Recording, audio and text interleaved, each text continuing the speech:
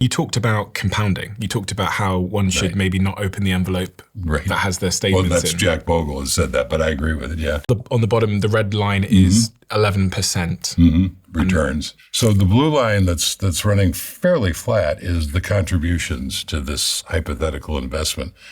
And the red line is the value, that how it grows.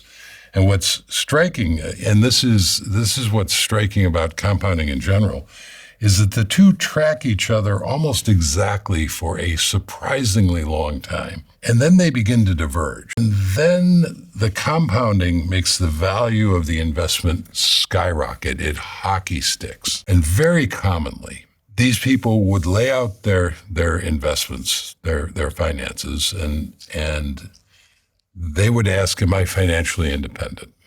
And there's a very simple mathematical formula about that. How much did you spend? I spend $100,000 a year. Okay, if you take the 4% guideline, what's that? Withdrawal. So a guy named Bill Bengen came up with the idea that you could safely withdraw 4% of your portfolio and it would continue to survive over time. And so you could pull that out without depleting the portfolio. There was a woman who came to one of our Chautauqua. She was a banker. So obviously knows her way around basic math, right? She was, at the end of Chautauqua, she was going to take a new job starting that Monday. It was going to pay her $1 million a year. And we're going over her finances, and she said, I've got $5 million invested. Okay. Am I financially independent? Well, I can't answer that question until I know how much you're spending. So, well, I'm spending $100,000 a year. Okay.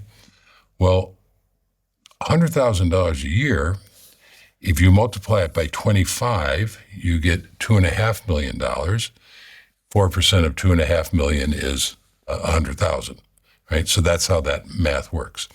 So if you need 100,000 to live on, you need $2.5 million invested. Make sense?